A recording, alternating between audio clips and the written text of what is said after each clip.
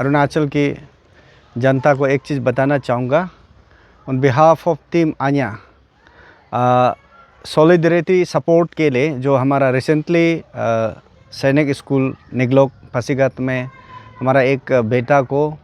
Ragging के द्वारा, अभी फ़िलहाल हम लोग को पता चला रैगिंग के द्वारा उसका जान गया, तो उसका सपोर्ट में, उसका जस्टिस के लिए हम लोग सॉलिडरिटी सपोर्ट के लिए हम लोग कैंडल लाइट मार्च ऑर्गेनाइज करने जा रहा है 16th of this month at 5 PM from Akashdeep to tennis court Itanagar. तो इसलिए मैं इस चैनल के माध्यम से जितना भी जनता जो ऑर्गेनाइजेशन है, स्टूडेंट ऑर्गेनाइजेशन, यूथ ऑर्गेनाइजेशन और वुमेन ऑर्गेनाइजेशन और जितना भी देरा नातुंग गवर्नमेंट कॉलेज ईटानगर और हिमालयन यूनिवर्सिटी और Rajiv Gandhi university, irrespective of community clan, आप लोग आइए और इस कैंडल लाइट मार्च में आप जोड़िए। तो इस कैंडल लाइट मार्च को क्यों हम लोग ऑर्गेनाइज़ कर रहे हैं, हम लोग ये जताने के लिए कि जो बेटा तादू हारू उसमें रिसेंटली रैगिंग के द्वारा मर गया और बहुत सा ऐसा हादसा हुआ है कि रिसेंटली हम लोग को देखने को मिला सोशल मीडिया में कि रेसिडेंशियल स्कूल में रैगिंग का द्वारा या कौन सा रीजन से छोटा छोटा बच्चा जो सुसाइड हो रहा है, सेक्सुअल एब्यूज़ हो रहा है और मोलेस्टेशन हो रहा है, तो उसको हम लोग प्रोटेस्ट करते हुए उसका खिलाफ हम लोग और एंटी रैगिंग के मतलब सपोर्ट के लिए हम लोग एक कैंडल लाइट मार्च ऑर्गेनाइज कर रहा है। तो 16 का शाम को सब आइए, हमें जोड़िए, टीम आन्या को साथ दीजिए और स्टेट गवर्नमेंट को ये आवाज़ पहुंचना चाहिए कि आज हमारा जो तादू हारू बेटा को खोया है, कल को बहुत सा हमारा बेटा बेटी को खो सकता है। इसलिए ये दोबारा हादसा नहीं होने के लिए और उसको जस्टिस देने के लिए हम लोग स्टेट सरकार को आवाज़ पहुंचाने के लिए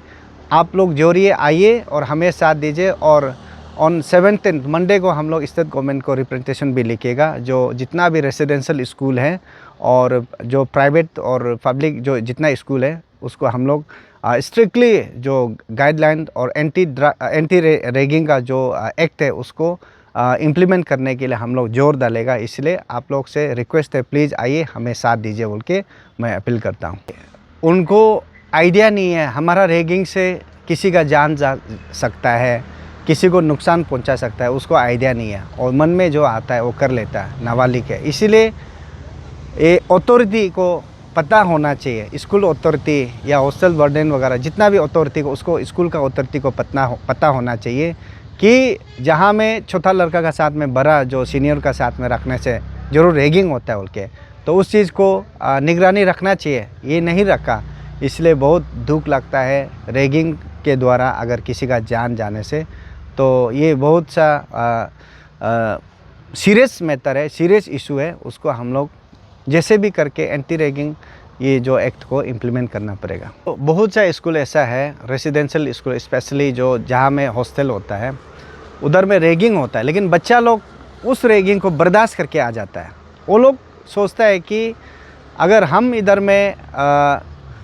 बर्दाश्त नहीं करेगा, पर्दाफाश करेगा तो मेरा जान खतरा है सोच के बेचारा वो मतलब कोई दम गुद के मर जाता है या दम गुद के निकाल जाता है स्कूल से, टाइम जस्ट निकालना है सोच के। तो उसका पढ़ाई लिखाई में भी बहुत असर होता है और कहीं में भी मतलब सोशल जो गैदरिंग में भी थोड़ा सा हेजिटेशन फील आ जाता है। तो इसीलिए ये चीज़ को रेसिडेंशियल स्कूल स्पेशली जहाँ में रेसिडेंशियल स्कूल है ये चेक एंड बैलेंस करना बहुत ज़रूरी है। और एक चीज़ मैं जोड़ना चाहूँगा, हम लोग का रिप्रेजेंटेशन में एक पॉइंट ऐड करेगा, ये हर सरकार हो या जो प्राइवेट स्कूल हो उसमें मॉरल साइंस का सब्जेक्ट जैसे भी आप वो जो सब्जेक्ट एक होना ही पड़ेगा। आज मॉरल इथिक्स नहीं है, मॉरल साइंस नहीं पढ़ता है और मॉरल जो इथिक्स नहीं होने का कारण से डिसिप्लिन नहीं है, तो उसका कारण से कहीं ना कहीं मतलब कैसा बड़ा को रिस्पेक्ट करना, छोटा को कैसा गाइड करना है, वो चीज़ नहीं होने का कारण से ये हादसा भी होता है। इसलिए सरकार को हम लोग ये रिप्रेजेंटेशन देगा कि हर स्कूल में भले वो प्राइवेट हो या जो सरकार हो उसमें मॉरल साइंस सब्जेक्ट भी एक सब्जेक्ट होना है। जैसे पहले हम लोग का ज़माना में होता था, क्लास 8 तक मॉरल साइंस पढ़ता था, तो उससे हम लोग को बहुत कुछ सीखने मिला। तो उसमें रैगिंग का कभी नाम ही नहीं होता था। तो अभी देखा तो हर जैसे आपने कहा जो स्पोर्ट्स स्कूल में भी रैगिंग होता है, प्राइवेट स्कूल में, बहुत से स्कूल में बच्चा लोग मतलब छुपा के आ जाता है और मम्मी पापा को नहीं भी बता सकता है। और कोई कोई ऐसा बच्चा, बहुत बच्चा स्ट्रॉन्ग वाला बच्चा बाद में बुद्धू बन के आ जाता है, वो रैगिंग का कारण से, डराने का कारण, धमकाने का कारण। कोई कोई अथॉरिटी, स्कूल अथॉरिटी दिखता नहीं होने वाला बच्चा को उल्टा एजुकेशन देने का